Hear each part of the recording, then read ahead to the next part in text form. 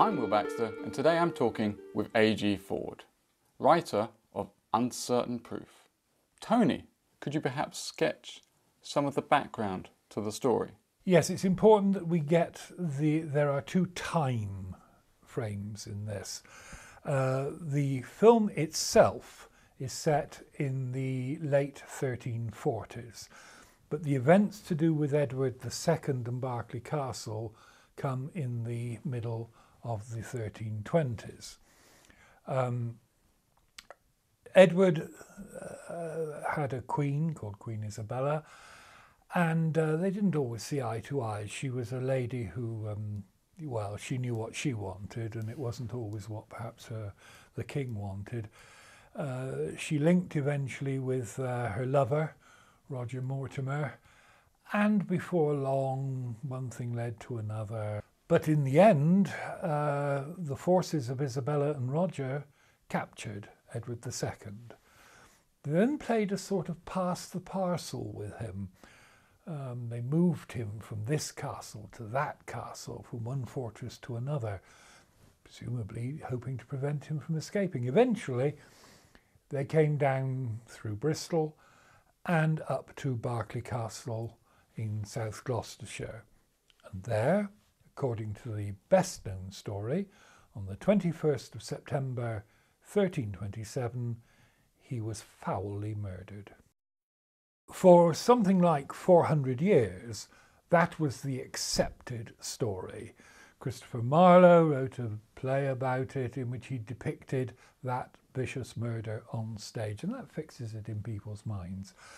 But then in the 1870s, in an archive in France, a copy of a letter, apparently written by a Genoese priest called Manuel de Fieschi, was found. The letter appeared to say that Fieschi had been travelling in northwestern Italy and had met a hermit. He and the hermit had talked, and the hermit had claimed that he had been Edward II. Not murdered at Berkeley Castle. The letter was addressed to Edward III, the son of Edward II.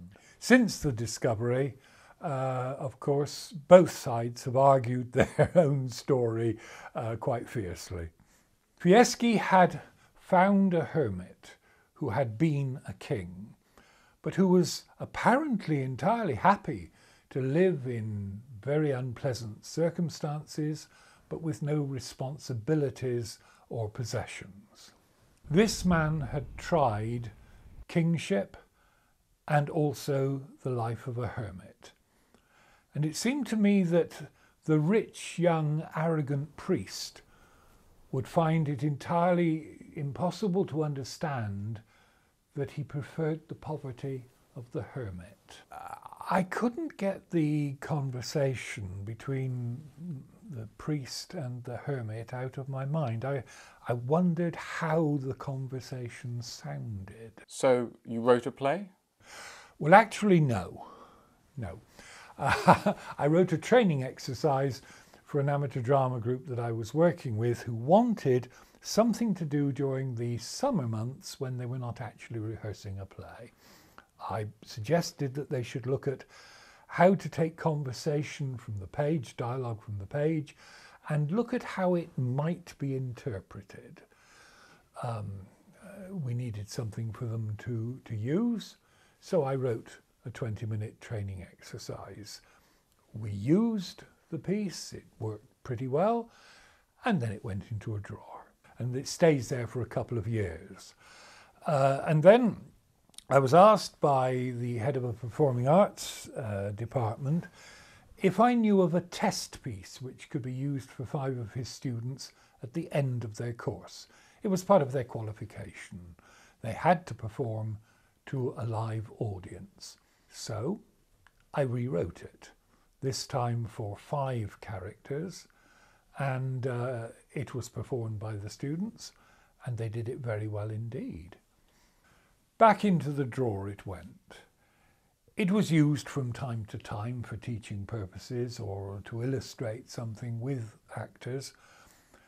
And then a few years later, again, I was asked if I would direct a one-act play for a local drama group. And being slightly lazy, it occurred to me that the Fieschi piece would fit them as well as it had fitted the others.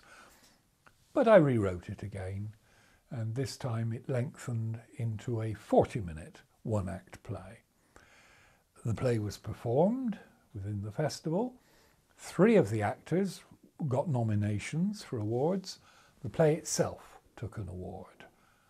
In the audience of that production was Graham Egar, the man who became the director of the film Uncertain Proof.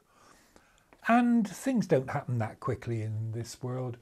2.5 years later, he and I met at a particular event, and he asked me quite innocently whether I'd ever considered letting my goat play be used as the basis for a film. Well, I hadn't, but of course at that moment I began to. The 20-minute training exercise had become a 30-minute one-act play. It had gone on to become a 40-minute one-act play, and it was now being expanded into an 80-minute full-length feature film. Films and plays with historical themes are often said to be inaccurate. Why is this? Well, simply because they are. Any attempt to write an accurate portrayal of a historical situation is going to be subject to criticism, particularly from the historians. It's a sad fact that all such attempts are usually doomed. Surely, with all the available reference aids, it ought to be possible to get the details right. It can't be done. It really is that simple. It cannot be done. Why not? Because the details are not available. With the portraits, with the memoirs, with the household accounts, letters and common tittle-tattle, it still doesn't give enough of the actual event for it to be an accurate portrayal of the event. At best, all it can be is a representation. Not even the very popular television documentaries can get all the details right. That's quite a wild claim. Well, is it? If we look at the Tudor buildings, which Henry VIII would have used, we find that, of course, more than half of them are no longer with us. The Nonsuch Palace, which featured so strongly amongst the Tudor period, has gone. We don't even have a decent diagram of it or a sketch. We cannot accurately say what some of these places look like. So the people making such films are forced back onto the Tudor buildings that still exist, probably onto Hampton Court, the UK. Yeah. So what is shown can only be an approximation. It very definitely is not as seen by the Tudors. And then, of course, films themselves alter the general perception of history. Charles Laughton played Henry VIII and gnawed at his food and threw the bones to his dogs. Very good filming, not necessarily historically accurate. The illusion then slowly grows into a perceived reality. It's not reality, it is perceived as a reality. And the non-historian, member of the general public, takes that perceived reality as being historically accurate. Any story which is told and retold over hundreds of years will attract to itself additional details or apocryphal stories, and they then merge quite seamlessly into the original. Does this matter? Not really. unless the perceived reality takes on more importance than the historic truth. All that creative writing can give us is an illusion of what might have happened. If then, as you say, complete accuracy is not possible, there must have been changes for the present film. Yes, of course. Not too many, but there had to be changes. The biggest, the most important change was that I altered the relative ages of Manuel de Fieschi, the priest, and the hermit. It seemed to me that to have a rich, young, arrogant man, the priest, talking with an older, contemplative, calmer hermit would make for an interesting conversation. Now, the moment I took that decision, the sound and the shape of the dialogue altered. In reality, the two men were probably not more than 6 to 10 years apart in age. But that change had a knock-on effect, because instead of the two men meeting in about 1334, I had to move the meeting on to the late 1340s. And that was the time when the Black Death was beginning to affect southern Europe. It meant that we could include in the film a sort of running theme, that of death as being permanently in evidence at the time that this took place. Secondly, I moved the place that they met by a small amount. The letter from Fieschi gives us a meeting near Pavia in Lombardy. But I wanted to emphasize the loneliness, the isolation of the hermit. And so I moved him to the top of a mountain to a goat farm. A farm implies a farmer. And this provided an interesting opportunity in an all-male-based tale to introduce a good, strong female character. And so I invented Serena. Get off my farm! Clear off! Other characters were invented as well. Fieschi would need a local guide to take him up the mountain. And that meant that I had to invent Fredo for my sins. Fredo, the general factotum of the local bishop, and a man who caused me a tremendous amount of problems because it was the second most frequently asked question that the technicians and the cast put to me. I gave him a little bit of family background. I said he was abandoned as a baby on a doorstep. Everybody wanted to know who was Fredo's father. The impetuous and reckless Fieschi, when they come to a river, plunges straight in, ignoring Fredo's warnings. And of course, it's not surprising, he gets into trouble. And Fredo then has to wade in after him and try to rescue him. Now, if that were to happen today, it might be 5 lines at the bottom of page 25 of a newspaper. It might just get a sentence on the local news. But in those days, very, very few people could swim. Even sailors did not learn to swim. So Fredo's action isn't just I've got to get this man out of the water. It's the action of a very, very brave man. Fredo was the factotum to the local bishop. Now, there was a bishop in Pavia. I didn't know who he was. I didn't know what sort of character he was. But I had to put him, or I wanted to put him onto the stage or onto the screen. And so I called him Bishop Vecchi. Sounded about right. An elderly bishop coming perhaps towards the end of his natural life.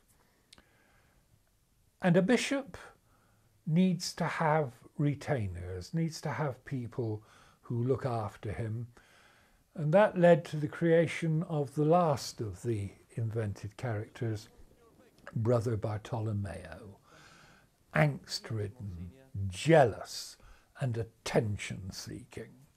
You spoke earlier about the impossibility of total accuracy, but you seem to have changed a lot. Well, actually, if you look at it, not very much. It takes longer to explain than it actually is in reality. There was one other, actually minor change.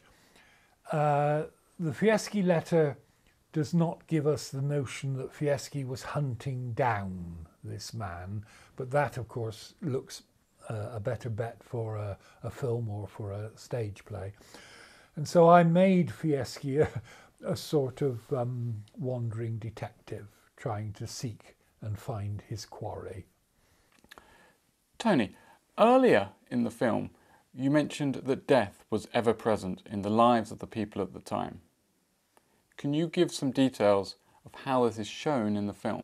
In the 14th century, every single thing which was done by the people carried with it the possibility of death. The film opens with a terrible scream of a possible murder, an indication of the lawlessness of the times. When we first see Bishop Vecchi, he's writing to a cardinal detailing the deaths which have happened in his area. The two older characters, Vecchi and the hermit, each anticipate their advancing move towards death. Vecchi, who has brought up Fredo in his household almost as if he were his son, realizes that if Vecchi dies, then Fredo will have absolutely no standing in the community. He will have nothing to fall back on. So he's trying to help Fredo. And he climbs the mountain himself because he wants to bring Fredo and Serena together. He knows that for all their apparent antagonism, they actually get on quite well. The hermit also sees his approaching death. He's much older, of course.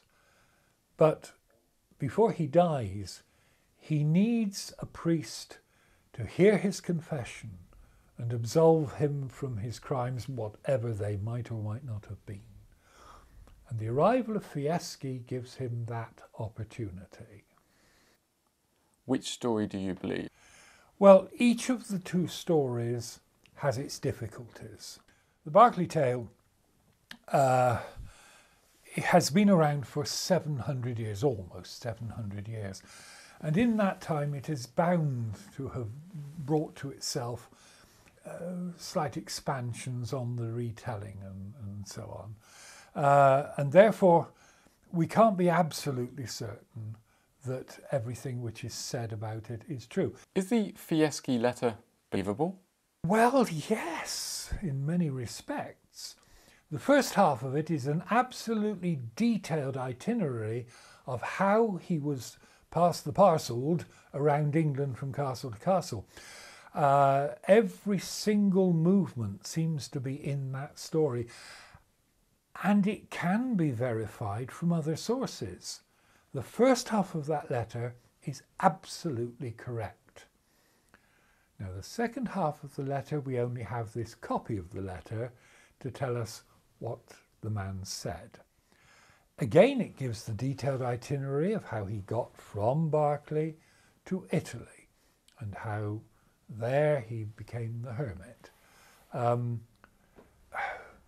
Do we believe him? This is the real problem. Did his son, Edward III, believe the tale? Well, despite the fact that someone walking up to him and saying, "By the way, Your Majesty, your dad's still alive," would pull into question his ability to be the King of England, because the old king is still around. But despite that, Edward III seems to have behaved extremely well. He received Fieschi, he rewarded him, he gave him an official position at court. In fact, he did everything that you wouldn't have expected him to do. And there is another, probably apocryphal tale of when Edward III was staying in Cologne and an old man came and knocked on the door and announced that he was the king's father. Well, in those days, that old man probably didn't have long to live. But in fact, Edward III did not treat him badly, and he was allowed to go away unharmed. So come on, Tony. It seems to me you've dodged the big question. Which story do you believe? I think that in all probability, there is very little doubt that there is uncertain proof. My own belief is that one of the two stories is slightly more acceptable than the other.